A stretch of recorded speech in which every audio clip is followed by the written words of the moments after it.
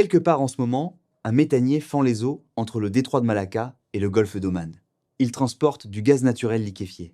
Et il ne se dirige pas vers Rotterdam, il se dirige vers Shanghai. Pendant ce temps, l'Europe regarde ses jauges descendre. Les réservoirs de gaz européens tournent autour de 35% de leur capacité. En Allemagne, on est sous les 30%.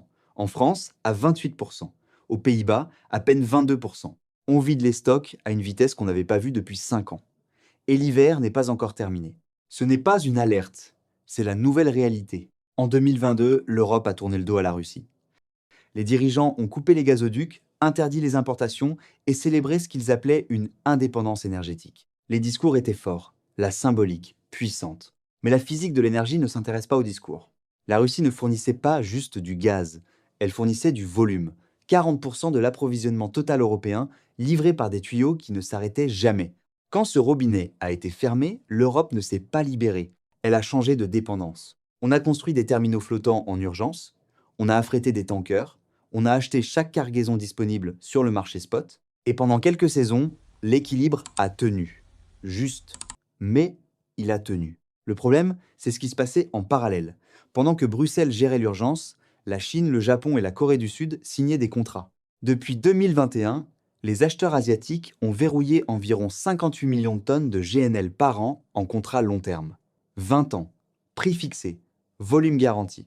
L'Asie a rempli son garde-manger. L'Europe a préféré acheter au jour le jour, comme si l'énergie était une commodité qu'on commande à la demande. En février 2026, on mesure l'écart entre ces deux stratégies. Il y a un pays dont on parle rarement quand on évoque la crise énergétique européenne. Ce n'est pas la Russie, ni les États-Unis, c'est le Qatar. Ce petit État du Golfe est assis sur le North Field, le plus grand gisement de gaz naturel non associé de la planète. Il le partage techniquement avec l'Iran, mais c'est Doha qui a su le transformer en empire industriel. Et cet empire est en pleine expansion. La capacité de production qatarienne vient de passer de 77 millions de tonnes par an à 126 millions.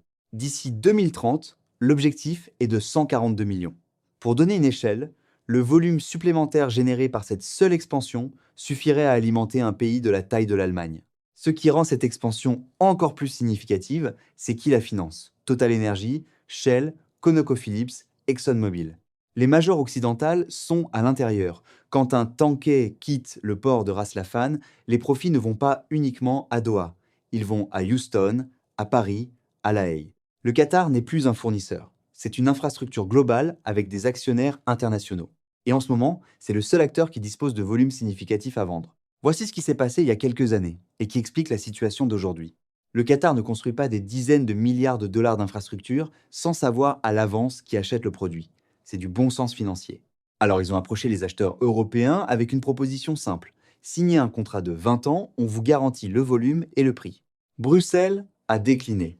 La raison officielle était climatique. L'Union européenne s'est engagée à réduire ses émissions de 4,28% d'ici 2040. Signer un contrat gazier long terme aurait rendu cet engagement intenable sur le papier. Alors l'Europe a parié sur sa flexibilité. Elle achèterait sur le marché spot quand elle en aurait besoin. Pendant ce temps, l'Asie signait. Avant de continuer, n'oubliez pas de liker la vidéo et de vous abonner pour référencer la chaîne. Merci. Continuons. Lors de la conférence LNG 2026 à Doha, le ministre qatarien de l'énergie, Saad Al-Kaabi, a confirmé de nouveaux accords long terme avec Petronas en Malaisie et JERA au Japon. Mitsui négocie une participation en capital dans le projet Northfield South, ce qui signifie qu'il ne se contente pas d'acheter le gaz, il possède une part du trou d'où il sort. La Chine a déjà sécurisé des partenariats en capital avec des contrats de 27 ans. L'Europe se présente aujourd'hui au guichet, carte bancaire à la main. Les places assises sont prises. Il existait une théorie séduisante selon laquelle le marché spot mondial du GNL résoudrait tout. Pas besoin de s'engager. On achète ce dont on a besoin, quand on en a besoin, comme faire ses courses chaque semaine plutôt que de remplir un congélateur. En février 2026, cette théorie a les pieds dans le vide. Le TTF, le benchmark européen du gaz, est en forte backwardation. En termes simples, les traders paient des prix extravagants pour du gaz livrable maintenant, parce qu'ils ne savent pas s'il y en aura assez demain. Les prix futurs sont bien inférieurs. Ce différentiel raconte tout sur l'état de panique du marché. Et l'exposition ne s'arrête pas là. Environ 20% du commerce mondial de GNL transite par le détroit d'Ormuz. Une perturbation dans le Golfe, et ce n'est pas un scénario de science-fiction en ce moment, ne fait pas simplement monter les prix. elle les envoie en orbite. Une vague de froid à Tokyo, une grève dans un terminal australien, une rumeur en provenance de Téhéran, tout ça arrive instantanément sur votre facture. C'est ça le marché spot. C'est ça la flexibilité choisie. Oubliez la facture de chauffage un instant, parlons de ce qui se passe dans les usines. Depuis 2021, la consommation industrielle de gaz en Europe a chuté de 21%. Ce n'est pas une performance d'efficacité, c'est une contraction. Des sites fermés, des lignes de production arrêtées, des décisions stratégiques prises dans des conseils d'administration qui ont conclu que produire en Europe n'était plus compétitif. Le secteur chimique européen tourne à 80% de sa capacité. BASF et d'autres géants regardent vers les États-Unis et l'Asie pour leurs nouvelles installations. ExxonMobil vient d'annoncer la fermeture permanente de son usine d'éthylène en Écosse. Ces emplois ne reviendront pas. Wood Mackenzie estime que les coûts énergétiques industriels en Europe pourraient encore peser 39 milliards de dollars supplémentaires d'ici 2032 par rapport aux niveaux compétitifs mondiaux. C'est pas une crise ponctuelle, c'est une désindustrialisation structurelle, silencieuse, qui avance en temps réel. On ne peut pas raconter cette histoire sans parler des États-Unis. En 2025, les États-Unis ont exporté 111 millions de tonnes de GNL, soit environ 20 millions de plus que le Qatar. L'Amérique est désormais le premier exportateur mondial, et l'Europe est son premier client. Les deux blocs ont annoncé un accord commercial énergétique de 750 milliards de dollars sur 3 ans. Sur le papier, l'Europe a trouvé un ami fiable avec du gaz en abondance. Mais voici la nuance que les communiqués officiels n'incluent pas.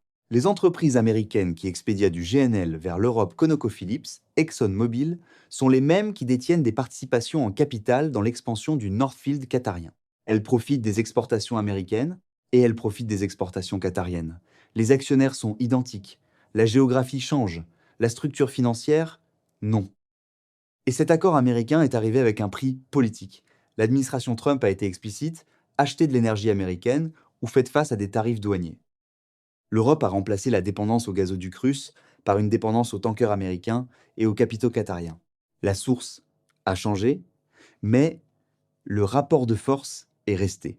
L'Agence internationale de l'énergie projette que l'Europe devra importer un volume record de GNL cette année pour renflouer ses réservoirs. Les analystes de Commerzbank avertissent que les stocks pourraient tomber sous 20% d'ici fin mars. En Allemagne, ce seuil pourrait être atteint avant ça. Si une vague de froid tardif s'installe et les hivers européens savent se montrer imprévisibles, on pourrait approcher des 10%. C'est le seuil en dessous duquel la stabilité du réseau lui-même est menacée.